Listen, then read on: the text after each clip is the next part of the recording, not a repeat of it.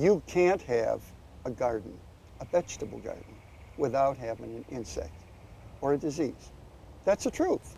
I mean, one of them will raise their ugly head, but it doesn't have to be a big thing. It can be a small thing. And if you keep your garden clean and well fed, you're not going to have a problem. But the thing is, keeping it clean and well fed on a regular basis, which is every 2 weeks, and you will have a good, healthy garden and a safe garden. But you know, it seems that so many people want to rush out and buy the strongest chemical that they can and use them. There's nothing wrong with plant medications. They don't pollute. Man pollutes or misuse and abuse.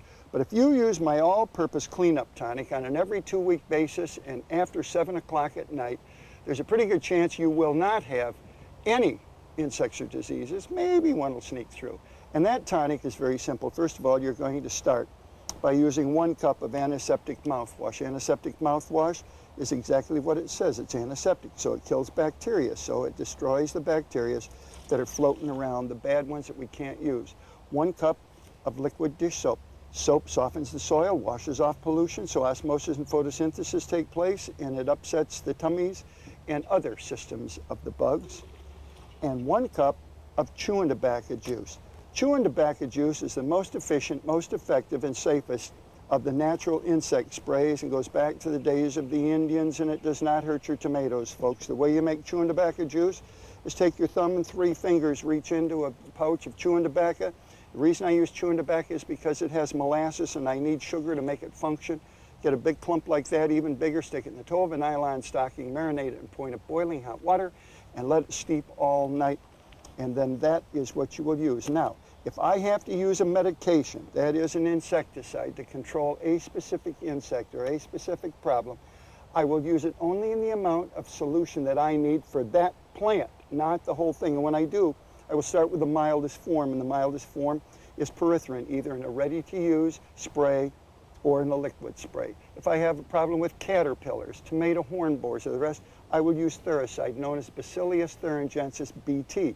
I will start it out at 25% of the recommended rate inside of the formulation, and then if I had to move up, I would move up and go to 50%, but only on the plants I need. I would use a tomato or a flower and vegetable. Dust is another way. I would not add that to the spray. I would use it as a dust. The natural barriers are probably the best and safest and where you really want to start. And for instance, garlic juice, garlic barrier is just garlic water, 100%. It is phenomenal. You can use it either ready-made or you can make it yourself in onion juice or garlic juice or a combination. You can use hot pepper as a dust. You can put hot sauce inside of this spray, and then you're going to put it in your hose end sprayer, whether in just doing your every 2 week spray without it, but then when you do, you'll put it into the hose end sprayer, attach it to your hose, spray after 7 o'clock at night, making sure that you get all of the areas, including the walking areas between your raised garden or the paths in which you walk, but make sure that you get the entire garden and all the soil and all the beds and all of the plants every 2 weeks to keep them clean, keep them green, and keep them safe and keep them growing.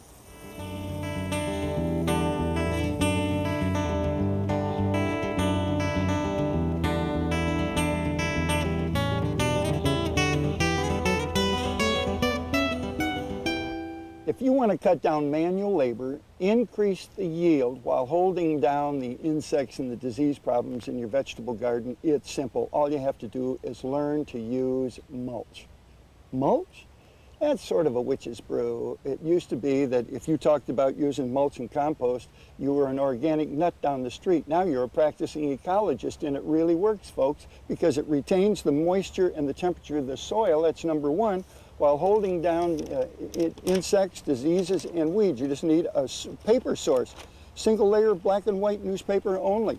Or you can use a paper mache, a ground up paper that's available in garden centers too. I have those on the other beds. You use a flat piece of black and white newspaper only, sprinkle a small amount of diatomaceous earth over the top of it.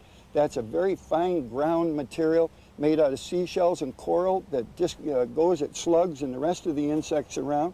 You put half a cup of Epsom salts over 50 square feet of garden, 10 by 5, 5 by 10. Is sprinkled over the top of the soil. You can use your spreader if you want to. and that will increase the color and the depth and of roots and of leaves. Now, after that's done, all you do is just take grass clippings that you've been saving. Hopefully you're not throwing away all your grass clippings. And that's put over the top. Lift the foliage up, slide it underneath 4 to 6 inches and cover the paper up. And then go ahead and just water it in. And now this will decompose. The paper will decompose over the season. But one thing is that it will hold down all of the insects and all of the diseases and all of the weeds so that you can use your manual labor at more enjoyable things in your vegetable garden.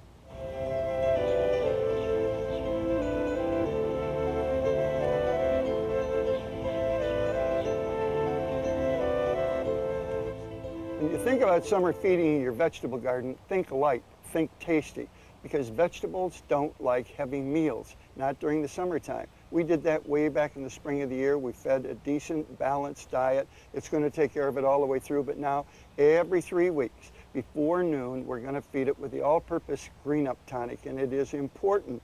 And I'll tell you what, it's got everything they need. It's like having nature brew up your own mix for you, because that's what it is. And what you're going to use is a can of beer. Beer is the enzymes. That's the captain of the team. It's a nice, mellow solution. The alcohol has no bearing. It's got a little bit of everything in it, and it sort of gets everything perking. 1 cup of ammonia. And ammonia is a nitrogen source. That's a thunderstorm in a bottle, remember. That's food it can take through its roots and through foliar feeding. A 1/2 cup of liquid dish soap. Liquid dish soap cleans off pollution, so osmosis and photosynthesis takes place, softens the soil, and gives the bugs diarrhea. They're so busy in the bug bathroom, not coming back over to your house. And a 1/2 cup of liquid plant food. Liquid plant food is the vitamins that they're going to need to grow big and healthy and tasty. Some of it smells terrible, but is it great? And a 1/2 cup of clear corn syrup. That's your sugar source. That's what makes it all function. That's what feeds the bacteria that then chews up the fertilizer, releases the fertilizer and the food from the soil so the plants can eat it up, and then you're going to feed again once every 3 weeks before noon, because plants only ingest and digest during daylight hours, and they grow at night in the dark. So feed them at the right time, feed them with the right formula, keep it light, and you'll have the tastiest vegetables you can imagine on your side of the fence.